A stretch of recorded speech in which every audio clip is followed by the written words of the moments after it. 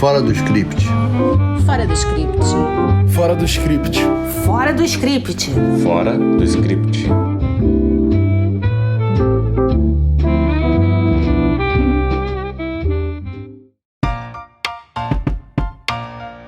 Olá! Estamos de volta com o nosso podcast Fora do Script e neste episódio vamos falar sobre duas séries coreanas, Strangers from Hell e Tudo Bem Se Não For Normal, ambas em cartaz na Netflix. Eu sou Denise, advogada e roteirista, apaixonada por direito, dramaturgia e por horas vagas. Eu sou a Letícia, roteirista, jornalista e fã de séries policiais. Eu sou o Meco, ator e aspirante a roteirista. E eu sou a Renata, jornalista e roteirista, apaixonada por cinema argentino e europeu. Você pode estranhar a escolha de séries coreanas no meio de tantas outras séries ocidentais tão populares mundo afora, mas o fato é que existe uma onda coreana em pleno curso no audiovisual e o premiadíssimo filme Parasita é apenas a ponta desse iceberg que já se pronunciava, ao menos no cinema, pelo maravilhoso filme A Criada. E como essa onda que agora já ganhou o vulto de uma verdadeira tsunami aconteceu?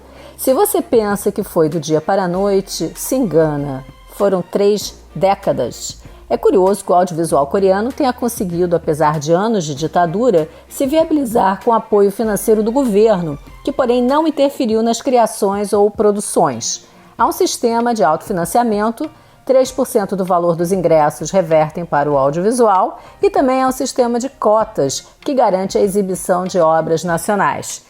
Então, não se trata de um sistema diferente do que se pratica mundialmente e não querer reinventar a roda definitivamente deu certo. Os números do K-pop, como se chama essa onda coreana, impressionam no que a indústria do audiovisual gera de renda para o país. Nada mais, nada menos do que 5 bilhões de dólares foram injetados na economia coreana em 2018 pelo audiovisual. Uma indústria e tanto, não? Um segmento realmente importante da economia, mesmo considerando a prosperidade coreana. O fenômeno do K-pop, que inclui o audiovisual e a música, é mesmo de impressionar. Também impacta na dramaturgia o K-drama, o drama coreano, um tanto ciclotímico e, sobretudo, intenso, presente nas duas séries. Mas, afinal, por que essas duas séries em particular? Tudo Bem Não Ser Normal e Stranger for Hell abordam cada uma à sua maneira o tema da saúde mental. Na primeira, o tema é abordado com certa delicadeza e até certo idílio. Já no início, temos uma sequência em animação em preto e branco que introduz o espectador ao universo no qual se desenvolverá a série. Stranger for Hell, por sua vez, foi baseado na webtoon Hell is the Other People, recheado de referências de filmes de terror. Um prato cheio para os fãs do gênero. Como exemplo, podemos citar a cena da porta sendo derrubada a machadadas, referência ao filme Iluminado, assim como a cena na qual o ambiente é todo revestido por plástico filme, como no filme O Psicopata Americano. Além dessas, há outras referências. A primeira coisa que me chamou a atenção, Meco, foi o capricho no tratamento da imagem e na abertura das duas séries. Em Tudo Bem Não Ser Normal, esse início já anuncia que a série é um conto de fadas revisitado, moderno e que vai usar de vários elementos para inovar a maneira de contar esse tipo de história que é conhecida, né? Já o Strangers from Hell não tem esse título por acaso, porque a história é estranha desde o início mesmo e tudo é hostil, né? A cidade grande, no caso Seul, as pessoas, é como se todas as sombras, né, fossem se revelando. Por mais que o protagonista não queira ter problemas, tudo que acaba acontecendo são situações bizarras e que ele tem que enfrentar. Como eu não tive coreano na escola, então eu vou chamar o protagonista de Yong-woo. Eu peço perdão pela minha pronúncia. Mas o Yong-woo, ele vai pra cidade grande e lá tá a namorada dele. O que é uma relação estranhíssima. E não vou nem falar dos personagens da pensão, porque só de olhar vocês já vão perceber que tem algo ali muito estranho. Outra coisa estranha é que o chefe é amigo e pede pro Yong-woo ser profissional. Mas o primeiro a não ser é o próprio chefe.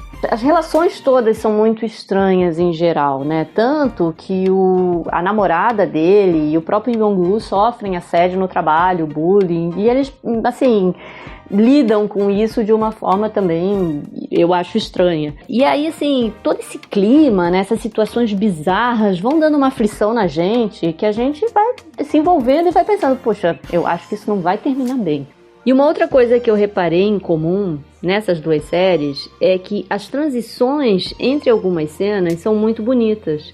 Essas soluções visuais são muito criativas, né, Letícia? O figurino e a direção de arte são realmente impecáveis, em especial no Tudo Bem Não Ser Normal. Mas as duas séries têm soluções visuais muito originais.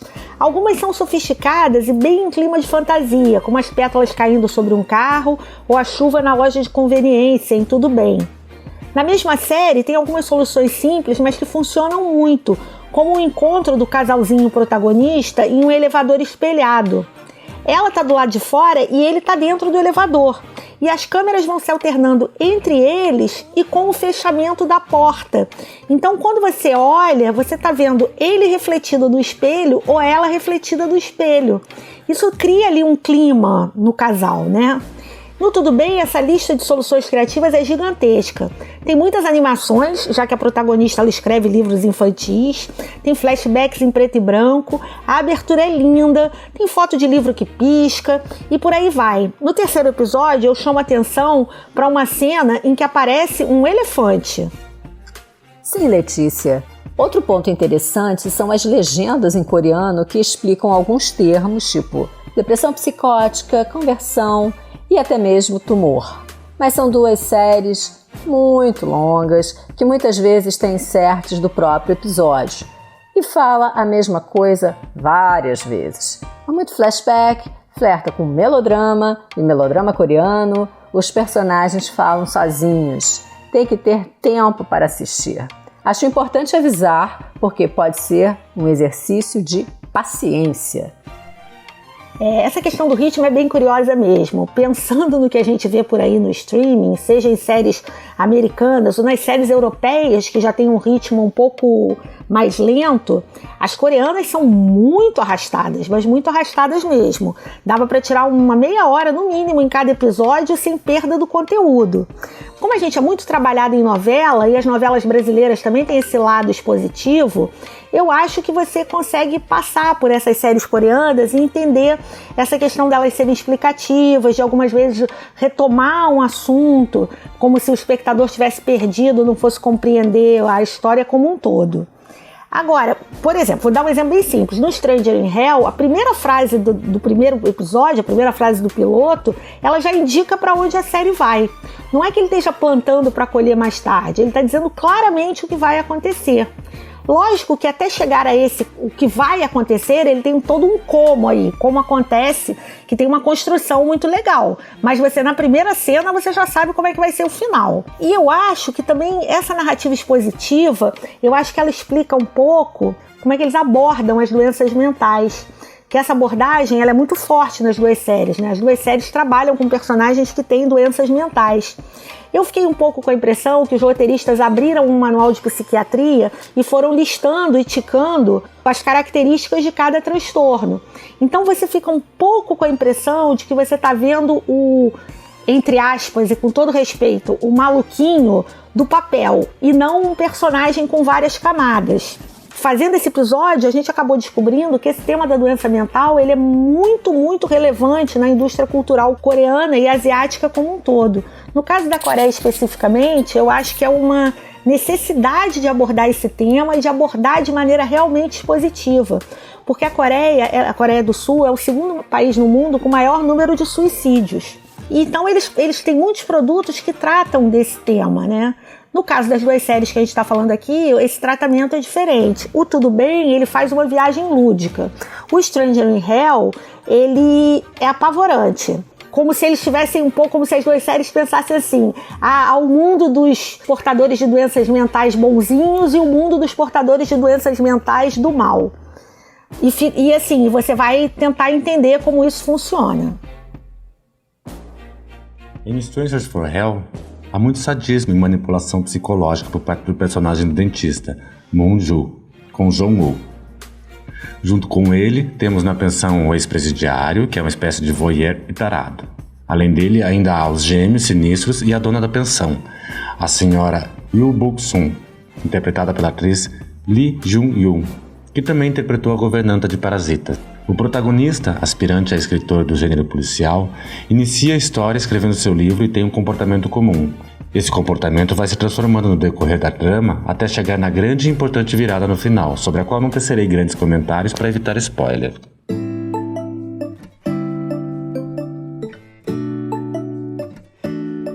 Assim como no filme Parasita, essas duas séries realmente me transportaram para a Coreia do Sul. São paisagens lindas de praia, de montanha. Só que uma coisa que me impressionou é que eles citam várias vezes pratos da culinária coreana, né? E que até vou tentar falar aqui, mas eu peço perdão pelo meu sotaque coreano, né? Que é o jampong, udon, janglorim, kimchi, nurungji e tem também as bebidas soju e makgeolli. Uma coisa que eu achei curiosa é que eles bebem muito na série e comem o tempo todo, nas duas. E eles ainda por cima comem arroz no café da manhã e são magros. Para pessoas como eu, que vivem segurando o carboidrato, isso realmente é ultrajante. Mas, não menos ultrajante, é ver político coreano comendo com eleitores, tá? A gente tá falando de série coreana, tá ok? Tem uma coisa que também achei muito fofinha, gente, que é a reação deles nos momentos de surpresa e susto. Eles reagem assim. É muito bonitinho, cara. Como diria a Hebe Camargo, os protagonistas são umas gracinhas nas duas séries, assim. O dentista do Strangers from Hell, ele é um charme. E o Jong-woo, que se chama In Si-won na vida real, é cantor e apresentador de TV. E assim como na série, ele também nasceu em Busan. E a atriz que faz a protagonista de Tudo Bem Não Ser Normal, a Seo Ye-ji, ela é formada em jornalismo em Madrid e fala espanhol fluentemente. Es una cosa que no puedo explicarlo en español. Tienes mucha curiosidad sobre Corea del Sur, ¿no? O sonho dela era ser apresentadora de TV. Agora, olha o que a gente ia perder, né, se ela tivesse se dedicado ao jornalismo. E só para terminar assim, essa lista de curiosidades das séries, tem um momento em que um dos personagens questiona por que a Coreia do Sul tinha que ser uma potência da tecnologia da informação. Eu fiquei pensando, né? Nossa, que problema viver em um país assim, né, Mico? Renata, além desse comentário ironizando a Coreia do Sul como destaque na área da tecnologia, as duas séries fazem uma certa crítica ao capitalismo. Em Stranger for Hell, o Jong-woo procura o seu lugar ao sol, vai para a cidade grande em busca de uma vida melhor, o sonho coreano no caso. Mas lá ele se depara com o salário de estagiário, que mal dá para pagar um lugar decente para morar. Por mais que ele faça contas, planeje, sempre tem imprevistos, como o computador quebrar, o irmão precisar de dinheiro para um tratamento de saúde, enfim, problemas bem capitalistas. Já em Tudo Bem Não Ser Normal, tem uma cena em que o amigo diz que Gang-tae está satisfeito por se matar de trabalhar. E há uma outra cena em que a assistente do editor sugere que é melhor fazer bobagem do que perder o meu trabalho por não ter feito.